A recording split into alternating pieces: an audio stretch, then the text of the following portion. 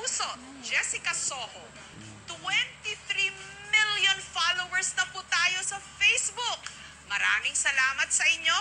Tayo na po ang most followed Philippine TV program on Facebook. Samantala, narito ang mga istoryang tsak na mapapasabi kayo ng IKMJS na yan. Mga mababaw na kaligayahan ng ating kabataan. Sarap balikan. Katulad ng karerahan ng gulong sa Bukidnon. Pag-swing ala Tarzan sa gitna ng karagatan ng Quezon. At pagdausdos sa mga sanga ng nyog sa Negros. It's terrifying, but it's so much fun. Surprise para sa'yo! Happy birthday! Ang napakasimple pero tila napakahirap na birthday wish ng batang si Francine. Sana po, lagi pong nandito si na mom. Para po lagi tuwing birthday ko po nakakasama ko po sila. Matupad kaya ng kanyang mga magulang? Kailangan kong bilisan para makita ko naman yung anak ko.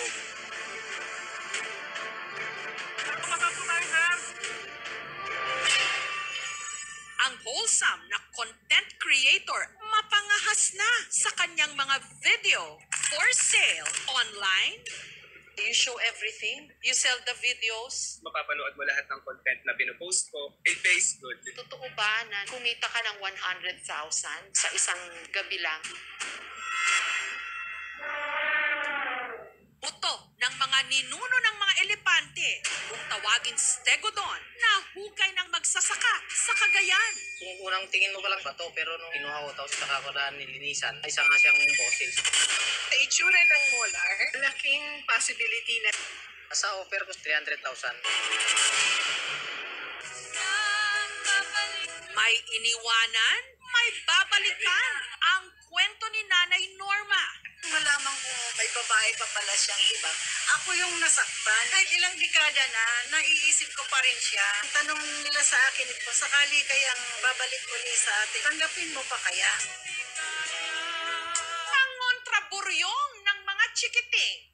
Mga laro na kinalakhan ni nanay, tatay, ni tito at tita. Dahil napakasalimuot ng mundo ngayon, para bang kung minsan ang sarap lang sumigaw. Ala Tarzan. Itodo mo na, mag-swing ka pa. Kung saan ang bagsak, karagatan. Lunurin ang ating mga problema. Saan ba yan? Dito lang sa Alipihaban Island sa San Andres, Quezon. Kung saan may lulubog lilitaw na sandbar. Ang langit tila humahalik sa malinaw na tubig na may floating cottages. Dito, pwede kang mag-slide na ang babagsakan malamig na tubig dagat. Tara, pagpapitaw! Gawa po siya sa good lumber at saka yung plywood po. Pero ito talaga ang sadya natin. Maglambitin ala Tarzan sa kanilang Tarzan Swing Extreme.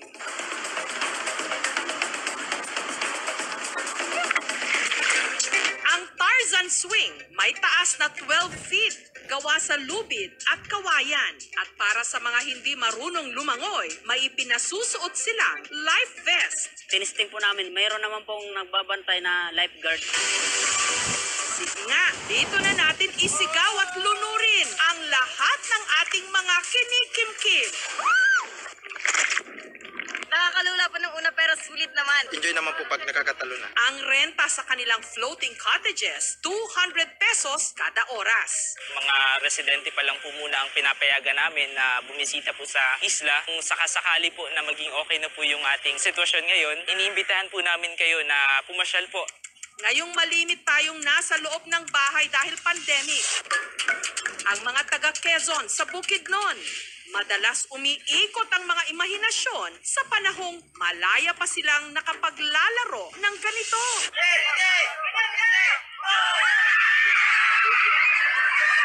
Kung saan nagpapaunahan sila sa pagpapaikot ng mga sirang gulong na kung tawagin nila kaliring. Ito ang kaliring Gaya na lang sa videong ito, nakuha bago nag-pandemic.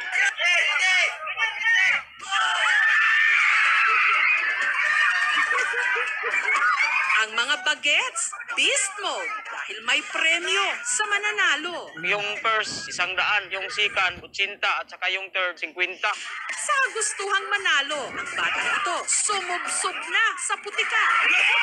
Ang bulilit namang ito, kahit na pag-iiwanan, never say die.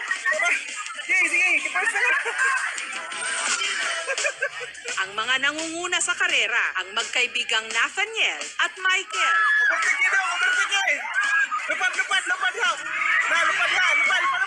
Nag-practice ko clearing race bago ko nag-appel o contest.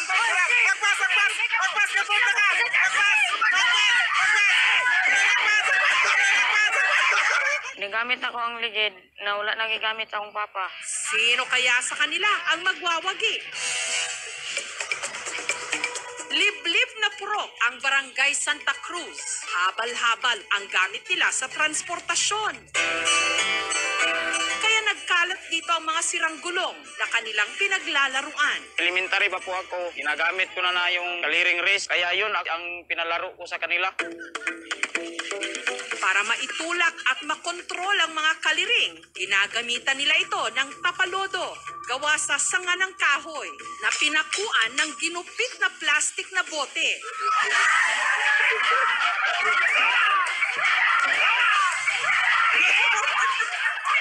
Samantala, balik tayo sa kaliring race. Nung mga oras na yon, tinapos na ni Nathaniel ang laban.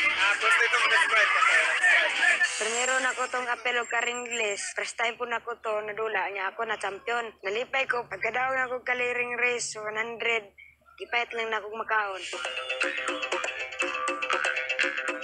Ang mga tuyong sanga naman, pagkalungkot-lungkot na maitsura. Sinong mag-aakala na pwede itong magdulot ng kakaibang thrill at saya sa pagpapadausdus dito?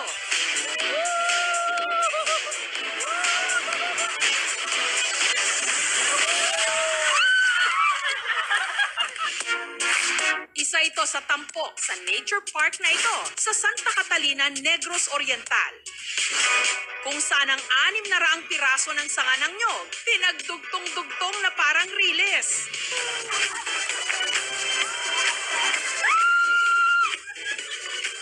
At para mas maging komportable ang sasakay, ginawan pa nila ito ng upuan. Ito ang Palwa Ride.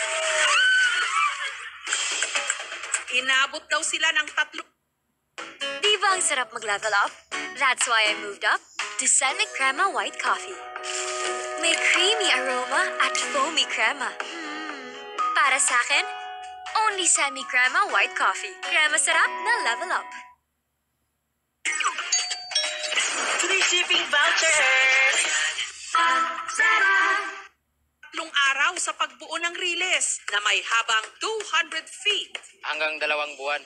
Kasi yung tuyo na palwa, magamit yun natin 1 week to 2 weeks lang para sa sasakyan ni Santa Claus. Ginamit natin na sasakyan ay made in bamboo. Kailangan talaga yung makapal para hindi siya madaling mabiyak. 2 tao ang pwedeng sumakay rito. Libre lang ang bayad basta't magbabayad ng 100 pesos na entrance fee sa park. It was really nice. And the rundown in the car is terrifying, but it's so much fun. Maraming pumunta dito kasi naalala nila yung pagkabata nila eh.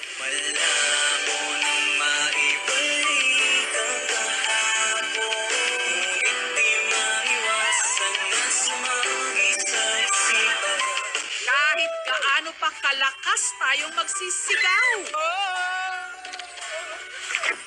Paikot-ikutin man natin ang napaka-komplikado ngayong mundo. Hindi na natin mahahabol ang mga dumulas nating kahapon. Gayunman, sa ngayon, pwede pa rin naman tayong bumuo ng mga masasaya at hindi malilimutang alaala. Sila ang bagong set of winners natin na nanalo ng 10,000 pesos. Ikaw na kaya ang susunod na mananalo? Tutok lang hanggang dulo. Samantala, ano ang reaksyon mo sa istoryang ito? Tweet na gamit ang hashtag KMJS. Para sa kanyang 6th birthday, wala raw gustong regalo si Francine, kundi ang makapiling ang kanyang ama't ina. Matupad kaya ang kanyang birthday wish? Simple lang ang hiling ni Francine para sa kanyang 6th birthday. Birthday wish ko po. Sana po, lagi pong nandito si na mama. Para po lagi tuwing birthday ko po nakakasama ko po sila.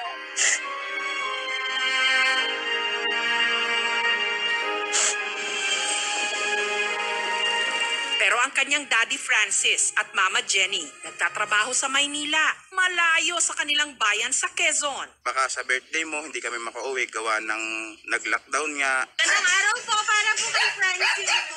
Kaya pina-surprise na lang nila ito. Napunta kami dito para ikaw ay surpresahin dahil hindi sila makakauwi ngayong birthday mo.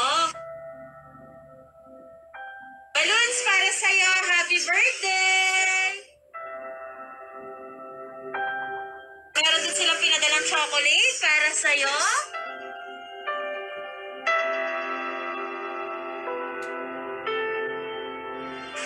Mas gusto ko pong makauwi si na mama. Miss na miss ko po sila. Sige bebe, may gusto ka bang sabihin kay mommy and daddy?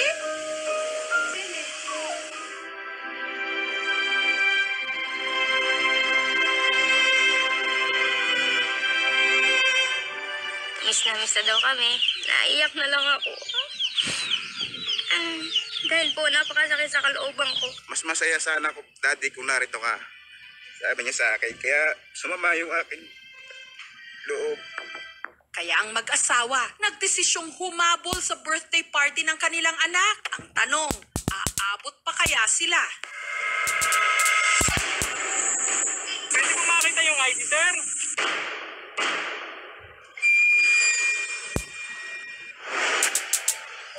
Iha ni na Francis at Jenny si Francine. Pero simula nung ipinamahala na sa kanila ang bakery business sa Las Piñas, ang tita Lucy na ni Francine ang nag-alaga sa bata. 2 years old ko iniwan, tapos hanggang ngayon, hindi ko namamalayang ang laki-laki na niya. Sobrang sakit po kasi hindi ko siya maalagaan. Sobrang ang sama po ng loob ko kasi ang laking kasalanan ko bilang isang ina kasi hindi ko siya nalagaan ng ayos. Maliit din naman yung kinikita namin. Pag lagi kang uuwi, malaki naman yung gastos. Sa loob ng isang buwan, 3 days lang po yung pinakabakasyon namin. Pag nakikita ko po sila na magkasama po ng parents nila, nalulungkot po ako. Kasi po, wala po sila mama at sila daddy.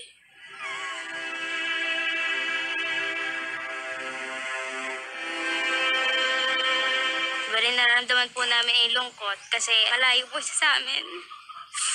Nagkapakatatag lang po ako kahit ang hirap-hirap po ng sitwasyon. Ayaw kong mapalayo sa akin yung loob ng anak ko. Naiintindihan ko naman po sila kung bakit po sila nagtatrabaho para po sa akin.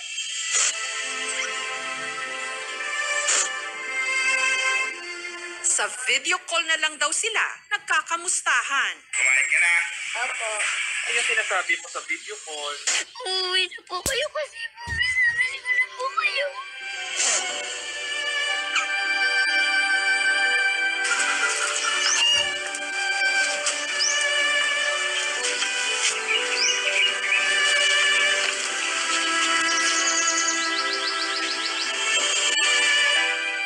Pag nagbabay po kami ni Papa, masaya po ko at tinuturuan din po ko niya.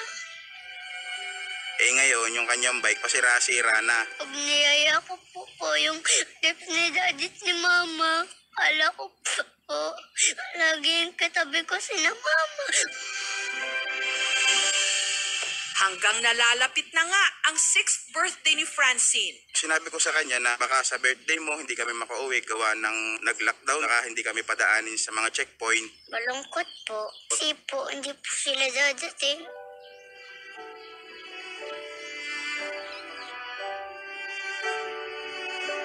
Kaya ang mag-asawa, nagpa-party na lang sa kanilang anak. Pero ilang oras bago nagsimula ang party. Nag-video call kami, sabi ko, Kikay, masaya ka ba? Ang sagot niya sa akin mas masaya sana, Daddy, kung narito ka. Sabi niya sa akin, kaya sumama yung aking loob. Ba't ganon, hindi ako makauwi? Kaya sina Francis at Jenny, nagbaka sakaling makahabol sa birthday party ng kanilang anak ng 2:00 ng hapon. Sabi ko naman dun sa asawa ko, wag mo munang sasabihin sa kanya na tayo uuwi kasi baka mamaya umasa siya na uuwi kami, hindi naman kami makalusot sa mga checkpoint. Kailangan kong bilisan para makita ko naman yung surprise ng anak ko. Pagka po tayo, sir.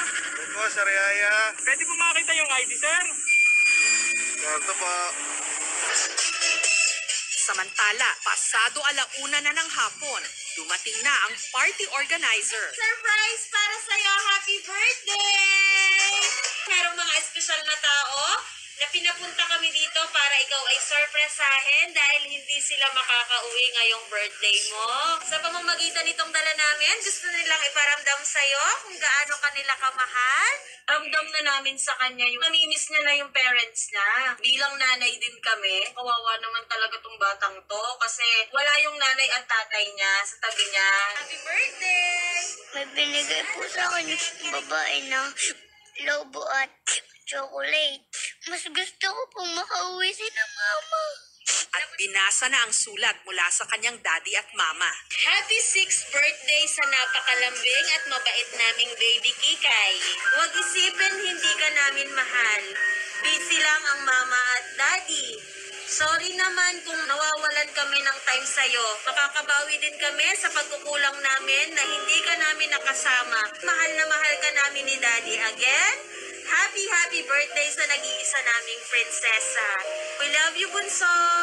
Pero hindi pa pala rito nagtatapos ang sorpresa.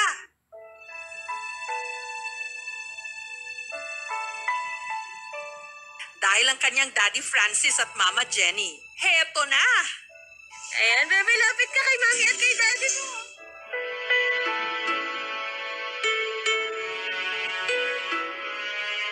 Hindi siya masaya doon sa mga hinanda sa kanya, tsaka yung surprise na yan. Yung mabungaran ko siya talagang siya tuwan-tuwa nung makita kami. Masaya po. Nayakap ako. Kinis po ako. Binigyan din po ako ng teddy bear. So po lagi na kaming tatlo magkakasama. Happy birthday to you. Thank you po kasi po nagdating kayo. Paglilinaw rin ni na Francis, nag-disinfect daw muna sila bago sila lumapit sa kanilang anak. Pinagpapalit agad kami ng damit, may distansya pa rin kami, nakikipag-usap. At bilang belated birthday gift kay Francine, naregaluhan siya ng aming programa ng bagong bisikleta.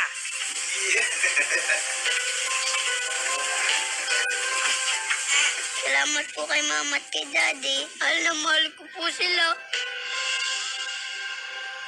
Yung formative years ng mga bata, very important po yun. Kasi dito po, madidevelop ng mga bata yung mga attitudes nila. Mawawala po yung mga magulang nila during the formative years. Siyempre, mapipil ng mga bata po na hindi sila safe. Kung hindi talaga mapipigilan na pagtatrabaho sa malayong lugar, they have to communicate it to the children. Hopefully, the parents will connect with their children through social media. Lastly, when the time comes that uuwi po kayo, I hope that your bonding time with your family will become the priority. Make it meaningful together as a family. Hindi naman namin siya kakalimutan hindi uwian sa mga pagkakataong kailangan niya kami. Kikay, gusto ko lang ikaw makapagtapos ang pag-aaral tsaka yung mga pangarap mo. Basta andito lang kami palagi, nakasuporta sa'yo. Kikay, basta't andito lang si Daddy, gagabayan ka, ibibigay sa iyo lahat ni Daddy. Mahal na mahal kita, Francine. Ayan, bebe, lapit ka kay mami at kay daddy mo.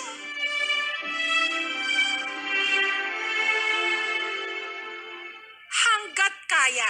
Sulitin ang bawat sandali. Pilit kami umuwi, bunso. Lalo na habang bata pa ang inyong mga anak. Baon nila yan sa kanilang paglaki. Sila ang bagong set of winners natin na nanalo ng 10,000 pesos. Ikaw na kaya ang susunod na mananalo?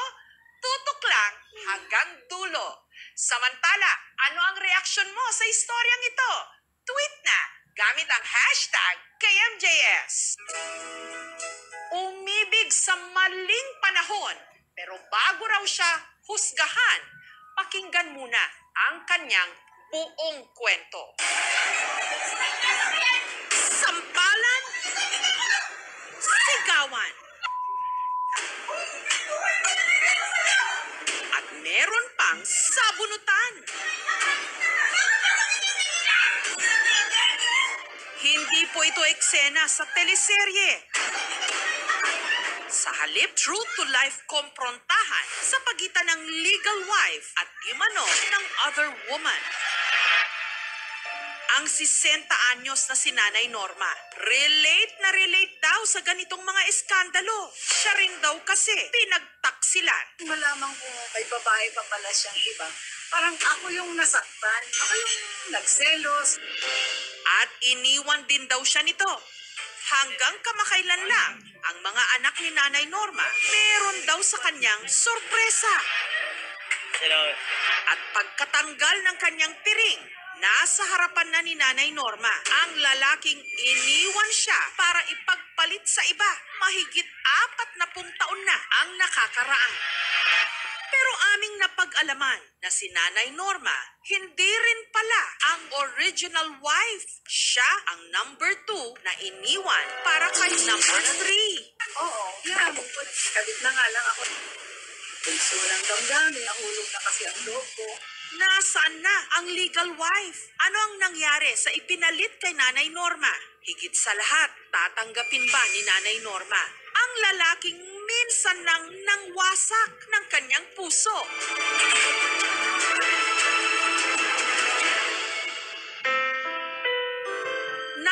'70s nung namasukang waitress si Nanay Norma sa Cubao, kung saan niya nakilala si Godofredo. Ayun siya. Minsan may dinadala siyang pagkain, pasalubong, bulak-lak, kilig na parang may hiya. Pero si Godofredo, merong ipinagtapat. Sinabi na niya kasi na may asawa siya. Medyo parang iiwas ako, ganon. Kasi parang naguguluhan niya din ako kung anong gagawin ko. Ako'y nagbalik sa unang minahal. Kinalaunan si Nanay Norma, sumugal sa bawal na pag-ibig. Kasi mahal ko na siya eh. Oo, inamin ko. Kabit na nga lang ako sa kanya. Sa loob ng isang linggo, nadalaw siya 2 beses. Alam ko yun na kapag hindi siya uwi sa akin, nandun siya sa original niya. Ako yung asawa ni Kudo. Siyempre nagbigla ako, tsaka kinabahan ako dahil siyempre original yun eh. Nag-alala nga ako kung anong gawin sa akin. Alam mo, sayang ka. Bata ka pa, tapos may itsura ka. Yan si Gudo, asawa ko yan, kaya kilalang kilala ko yan. Babaero talaga yan. Mag-isip-isip ka rin. Bandang huli, baka iwanan ka rin yan. Siya yung unang bumanggit sa akin na meron na naman daw nga babae si Gudo. Natungtong ko yung bahay ng nakipag-usap ako. At saka inamin ko din naman mismo doon sa babae na yun. Pareho lang kaming kabit. Ang cheating sa isang relationship, it is not by accident. Sinasabi nila, no, naku, aksidente lang na meet kita. Chika, that's not even true. Cheating is intentional. There's always a reason why you're cheating. If you are married to one another or you're committed to make the relationship work, through hard times, through good times, you have to sit down and work on it. Matapos ang 10 taong pakikipagrelasyon kay Gudo, siya naman ang iniwan. Nag-desisyon na ako na mag-give up na ako. Ayoko nang yung gahabol ng maghabol sa kanya kasi parang ako yung napahihiya sa sarili ko. Hinayaan mo na siya.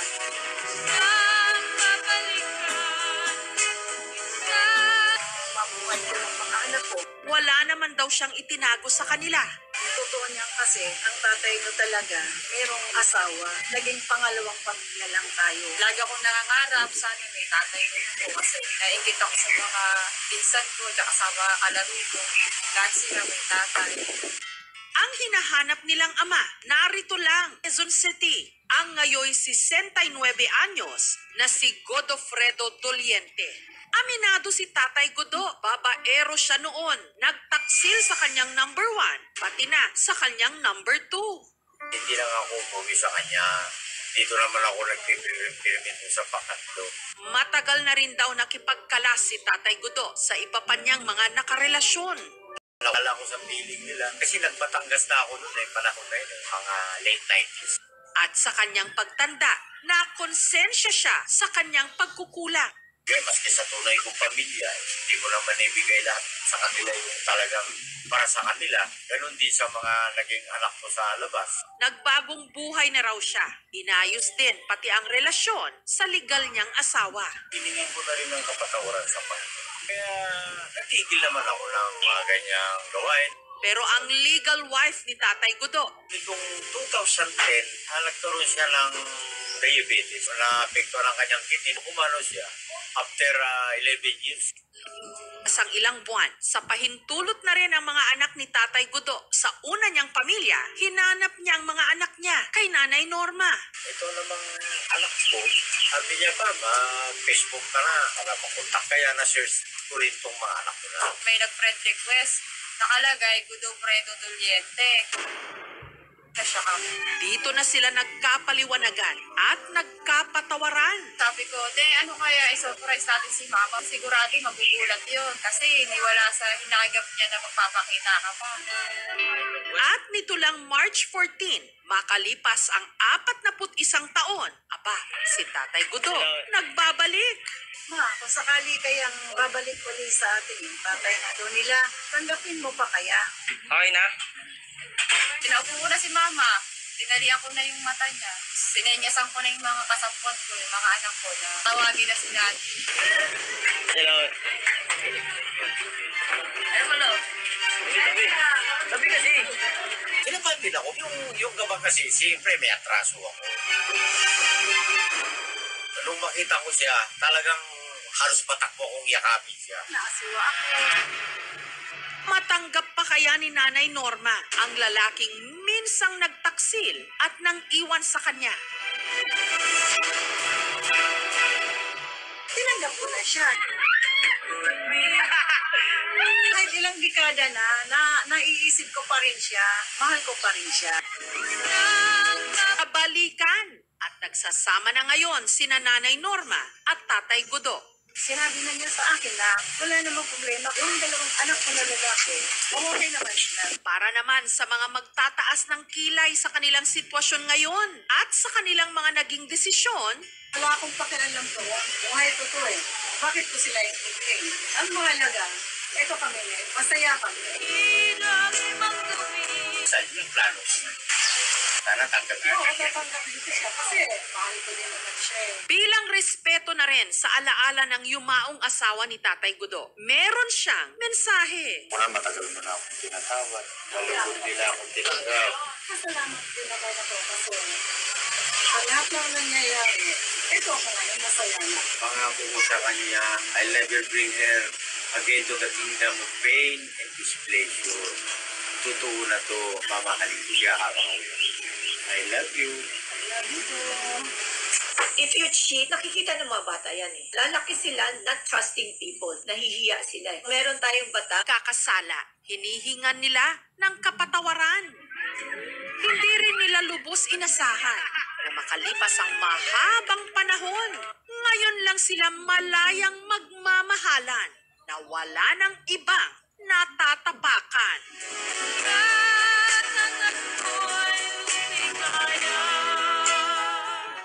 Sila ang bagong set of winners natin na nanalo ng 10,000 pesos.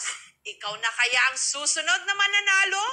Tutok lang hanggang dulo. Samantala, ano ang reaksyon mo sa istoryang ito? Tweet na gamit ang hashtag KMJS. TikTokerist at content creator. Ngayon, sex worker na rin online.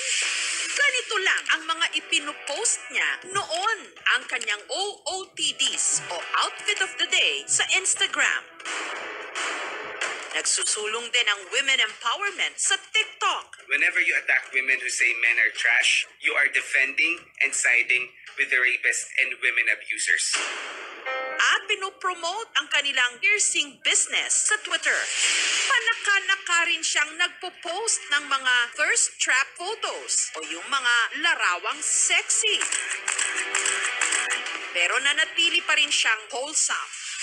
Siya ang social media influencer, online creator, at kilalang TikTokerist na si Lloyd Agustin. Pag nagla-livestream sa TikTok, may mga nagbibigay ng diamonds, you can withdraw it and turn it into money. May mga nag-email na ng offers for campaigns like PR packages and yung mga X-deals. Minsan may mga honorary fees. Kahit papaano, kumikita naman siya rito. Kaya maraming followers niya ang nagulat. Si Lloyd, lantaran na ngayong nagbebenta ng kanyang mga masiselang video sa isang content subscription service. Sensitibo po ang paksang inyong matutunghayan. Lingid sa kaalaman ng marami. Dumarami ang mga kabataang katulad ni Lloyd pumapasok sa ganitong kalakaran. You were doing okay as a TikTokerist and you were creating a lot of content, pati sa mga usapang politikal, sumasali ka, ang dami mong followers, and then isang araw biglang from wholesome, nasabak ka yata sa pagiging online sex worker. Tama ba yung term na ginamit ko? I would rather the term erotic performer kasi pag sinabi pong sex is for me is parang dalawang tao doing sexual acts. Pero so far po kasi dun sa mga private contents na meron ako is mag-isa lang ako and considering it for a very long time. Considering all the pros and cons. And then, realize ko kasi na parang yung nag-hold back lang sa akin para hindi siya i-push is yung fear of judgment ng mga tao. And I kind of realized na I don't think it's worth it na yun lang yung reason. You show everything? And then you sell the videos dun sa mga interesado? Subscription platform po siya. Once na nag-subscribe ka dun sa account ko, for 1 month, mapapanood mo lahat ng content na pinupost ko. Hindi ka nahihiya to show everything? Sa subscribers ko po, hindi na po kasi syempre, that's what they paid to see. Ang singil ni Lloyd para sa access ng kanyang private videos, naglalaro sa 1,000 to 1,500 pesos kada subscriber. Totoo ba na nung first time mong gawin ito, kumita ka ng 100,000 sa isang gabi lang? I will neither confirm or deny that accusation. It pays good. Pero ano yung nag-motivate sa'yo to get into this? I'm a very money-motivated person and every time na may nakikita akong bagong subscriber, wala, hindi ko mapigilang umintay. Sana papatulog pa ako sa kasi syempre may pumapasok na profit. Hindi ko pa nagagalaw lahat ng kinita kong pera sa work na to. But right now, the first thing that I'm aiming to buy is SUV. Nito lang Biyernes, si Lloyd muling gumawa ng content. At ang teaser, ipinost niya sa kanyang Twitter account. Ang remarkable daw sa'yo, you show your face at hindi ka nagtatago. Sobrang dami nang gumagawa sa Philippines. So I had to think of something that would set me apart. I'm the type of person na when I do something, I'm gonna go for it 100%. Ibig mong sabihin, marami kayong gumagawa nito ngayon sa Pilipinas, Lloyd? And medyo shocking sa akin kasi yun eh. Medyo marami po, pero karamihan po, censored yung face, tapos tinatago nila yung identity nila. Laki sa hirap si Lloyd. Sa pagko-construction, itinaguyod ng kanilang ama, silang 4 na magkakapatid. May mga times na kailangan. Love, I ordered cake! Wow, thanks, love. Bilis ah! Teka lang kuya. Love, bayad na!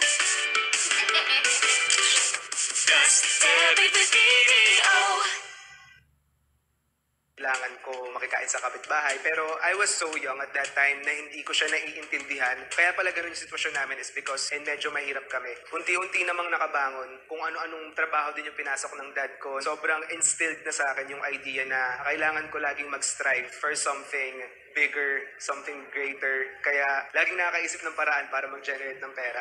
Hindi ikinakaila ni Lloyd ang kanyang ambisyon na dumami ang kanyang pera at maging financially stable siya pagtuntong ng edad 30. 23 anyos na siya ngayon. Kasi 'di ba sabi nila, if you want to get rich, magtrabaho ka muna, and consequence lang yung pagyaman ng hard work, diskarte, yung talent mo. And then there's a right way daw to make money. Iba-iba naman yung definition natin kung ano yung tama o mali. At the end of the day, as long as wala namang na-harm na ibang tao, wala namang nalalabag na batas. Huwag nilang i-glamorize ang concept ng human trafficking. Labag siya sa batas. And the PNP should go after, the Cybercrime Committee ng NBI should go after doon sa mga nagpapalabas ng mga ganito ang hindi dapat pinapaproliferate ng bansa natin. Dalawang magiging personality nila doon. Producer ng pornographic materials and at the same time victim sila. Legally, they could be charged also with Anti-Human Trafficking Act. Ang basic penalty niyan is 6 years, 1 day to 12 years. We all know na sobrang hirap sa Pilipinas kasi third world country tayo, ang baba ng minimum wage, ang hirap akyatin yung corporate world, yung ma-promote ka ng ma-promote, sobrang tagal. Kanya-kanyang diskarte lang at the end of the day. Ang usapin tungkol sa mababang pasahod sa Pilipinas, naging mainit na paksa nitong mga nakaraang linggo. Lalo't sa ating bansa, 500 pesos lang ang minimum wage ng mga manggagawa. Nasubukan na rin daw ni Lloyd na maging minimum wage earner. Maagang nagtrabaho sa edad na 16. Pinasok ko po yung call center, fast food, mga bantay-bantay ng tindahan. Nag-ambassador din po ako sa mga iba't ibang brands. Pero yung isa po kasi sa realization ko, ang hirap talagang yumaman, and I realized na pipiliin ko na mag-settle dun sa mga trabaho meron ako dati. It would take me such a long time. Kung kaya ko naman na mas pabilisin yung pagpasok ng pera and yung pag-akyat ng economic status ng family namin, bakit hindi? In other words, Lloyd, sinasabi mo na sawa ka ng maging minimum wage earner. Opo, kasi ang baba talaga ng sahod dito sa Pilipinas. Kung nagkaroon ng sana ng tamang aproprasyon at pagtugon doon sa mga kagyat na economic relief na panawagan ng mga manggagawa, mababawasan ng malaki ang bilang ng mga taong nag-i-engage sa ganitong kalakaran. Noong nakaraang mga taon, halos taon-taon naman ay nag-a-adjust tayo ng minimum wage. Nagkataon lang itong 2020, nagkaroon tayo ng pandemya. Maraming mga kumpanya din na nagtara. This one said, I just watched the full video and you were super hot in it. Indecent proposals. Some would ask me kung willing ako makapag-meet up, pero right now, ang sinasagot ko lang lagi is not at this time of pandemic. Alam ng pamilya mo to? Nalaman po nila nung after ko i-launch yung private account ko. Anong sabi nila? Siyempre po, nagalit. Lalo yung tatay ko po, hindi ko na daw sila binigyan ng kahihiyan. Hinayaan ko lang silang mag-express ng anger. Pero nung kinagabihan, I told them na I totally understand where they're coming from. Kung ayaw na nila ma-associate sa akin, bubukod na lang ako. Pwede niyong sabihin sa mga kamag-anak natin na hindi na tayo associated sa isa't isa. Para lang hindi nila masabi na sinusuportahan niyo ako. Pero nung umaga naman, kinausap ako nung mama ko, sabi niya, huwag na daw ako umalis. And okay na daw. Parang naiintindihan niya na rin po na yun nga po, sinabi niya rin na as long as wala daw akong ginagawang masama or hindi ako nananakit sa tao. Lloyd, basahin ko lang yung ibang mga reaction. I don't see any good influence. If you don't see any good influence, Eddie, unfollow me, block me, and follow someone you see good influence.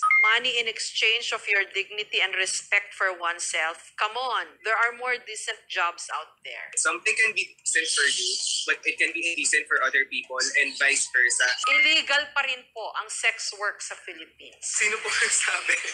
Kasi yung website na pinagpo-postan ko ng private contents, actually sobrang laki ng cut nila dahil sa tax. Prostitution should not be normalized. Prostitution, it's a totally different thing sa ginagawa ko. So maybe before you comment, make sure na alam mo yung meaning ng words. Kawawa ang mga magulang ng may ganitong klase ng prinsipyo. Garbage. If it's garbage for you, Eddie, wag mong gayahin. You are in no position to tell me that my parents are kawawa kasi hindi sila kawawa. Hindi kami kawawa.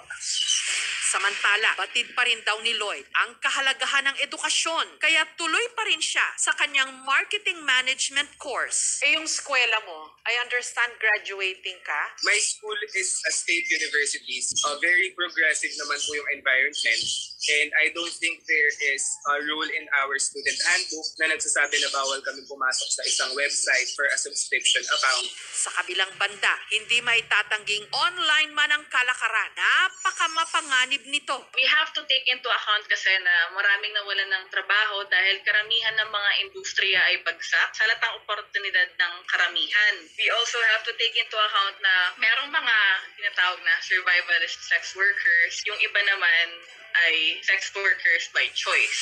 Marami mga pag-aaral na nagsasabi na kapag hindi na sila sikat, okay, kapag hindi na sila ganong kalakas kumita, makakaramdam na sila ng ganong mental health issues. Pwede naman din sila maglagay ng pasad na kung saan mapipilitin nila i-project yung ina-expect ng society, ng mga viewers nila, na emotion, na nagkakaroon na sila ng depressed feelings, anxious feelings, or even they are traumatized. Bakit ba sila nagagalit? Hindi naman ako nagbenta ng drugs, hindi naman ako nanakit ng ibang tao. I think it's kind of hypocritical na ngayon nagagalit yung karamihan na mayroong mga tao na pinapasok yung business na to. When in fact, bago ka ito pasukin ng mga tao, sobrang tinapangkilik na nila yung business ng mga porn site. Ayoko sana na maikakahon natin na pag sinabi mong content creator ay adult entertainment or erotic entertainment, ilayo natin siya dun sa ganon. Kung yun man ang napiling niche or vertical nung content creator, ay nasa sa kanya na yun. Just be responsible sa mga choices mo, maging mapagmatsyag ka rin dun sa mga possible implications. Buti pa yung pera may mukha. Maraming tao, dahil sa pera, wala nang mukha. Kasi wala yung tangal mo, hindi ka na nire-respeto, hindi lang material mga bagay na mahiwaga, nakakataya, hindi yan material. Spiritual mo, ito, nagiging fulfill ka kahit hindi masyado yung material needs mo na napagbibigyan. I think we're in the 21st century and the world is progressing. Yung mga dating taboo, tulad ng tattoos, ng piercings, ay slowly nagiging accepted na po siya sa corporate world. And in the same sense po, na nabibreak na rin slowly yung stigma sa mga sex workers na hindi lang sila yun. They are so much more than that. Sinasabing marami sa mga kabataan ngayon nagmamadaling umasenso. Hindi nangingiming pumasok sa mga mapusok na larangan. Maabot lang ang kanilang #goals, pero dapat nga ba silang husgahan kung ganito ang kanilang gusto? Sa kabilang banda, tama rin bang pabayaan na lang sila? Baka panahon na rin para usisain at suriing mabuti. Anong klaseng sistema ba ang umiiral sa ating lipunan? Kung may sapat bang mga oportunidad para sa mga kabataan kapag sila'y tumanda, para sana wala talaga maiiwan. Sila ang bagong set of winners natin na nanalo ng 10,000 pesos. Ikaw na kaya ang susunod na mananalo? Tutok lang hanggang dulo. Samantala, ano ang reaksyon mo sa istoryang ito? Tweet na gamit ang #KMJS. Susunod, mga bata.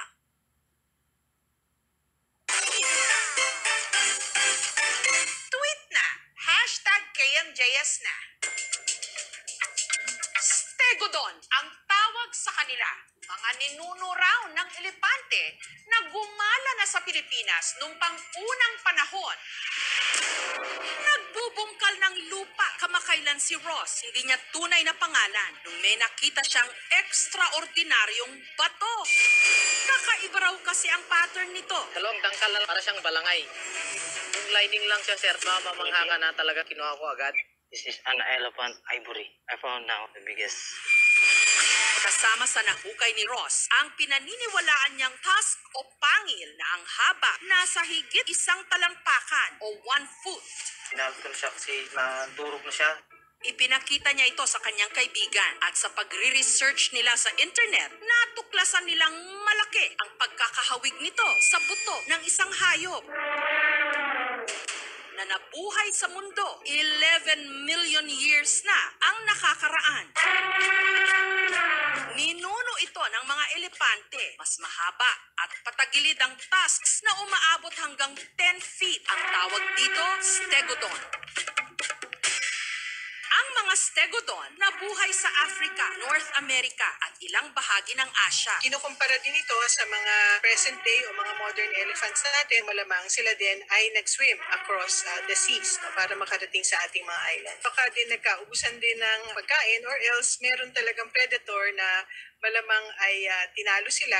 Taong 1987, nahukay ang sinasabing ngipin, buto at Diyos ng stegodon sa Antipolo, Rizal. Taong 2014 naman, nung nahukay sa ekspedisyong isinagawa ng National Museum ang buto na pinaniniwalaang mula sa paa ng stegodon sa Rizal, Kalinga Province.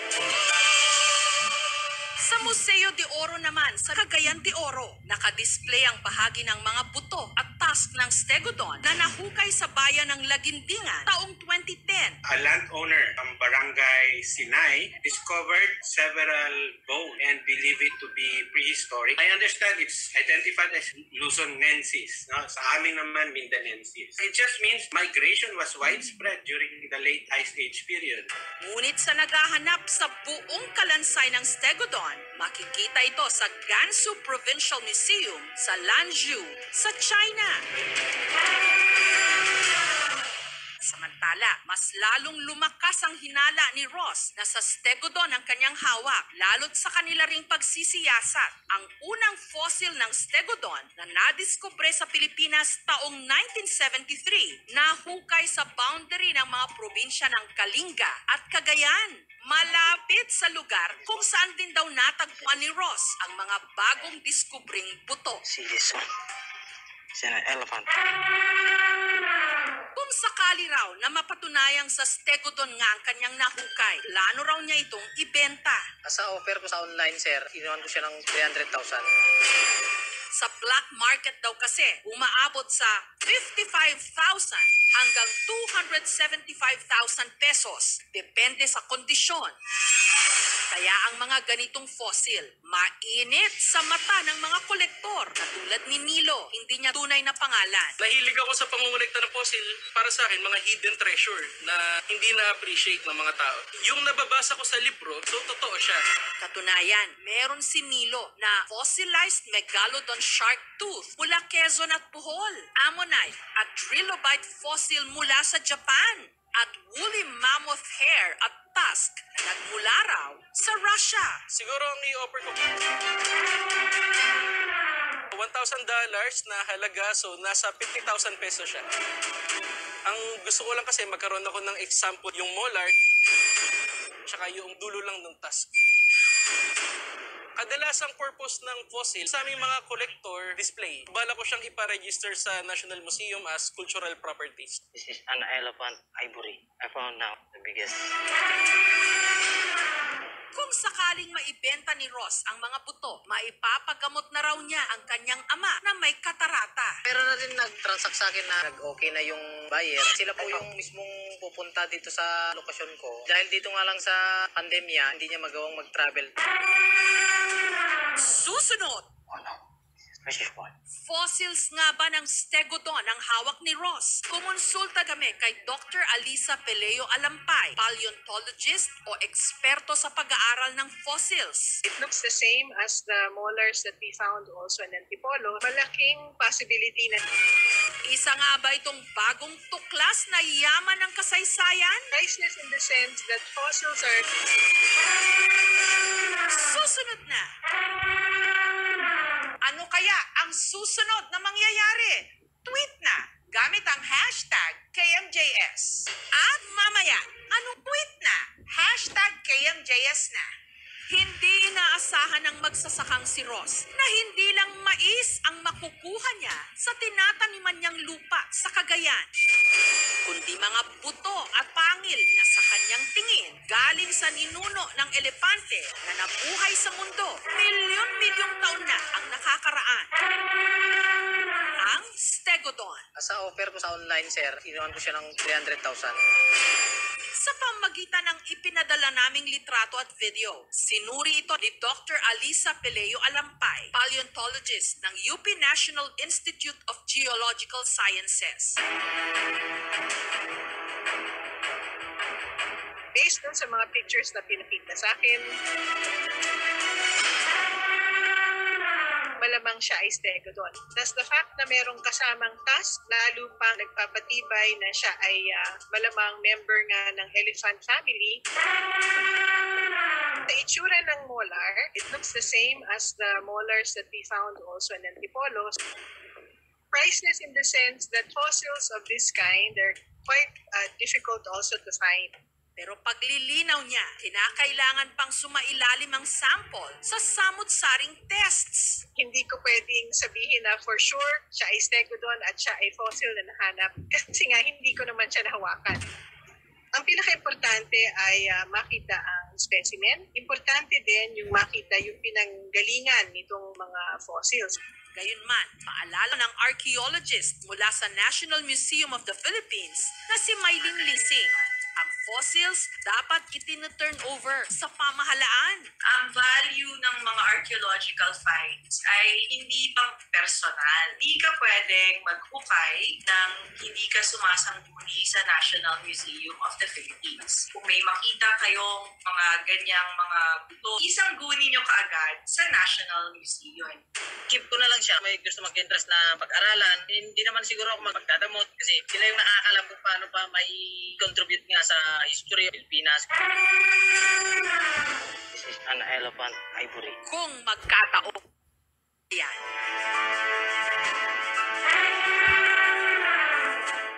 Sila ang bagong set of winners natin na nanalo ng 10,000 pesos.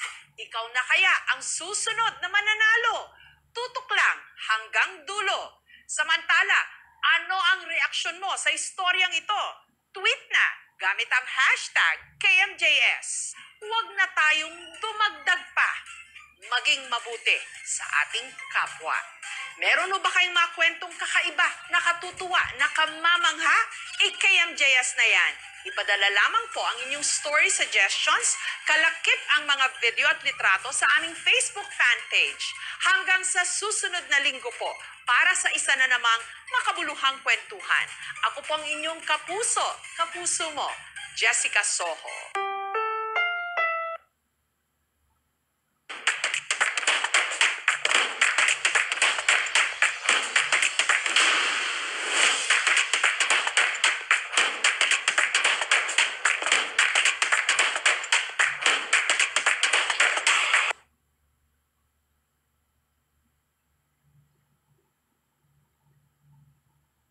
Every products that are traceable leave you with peace of mind.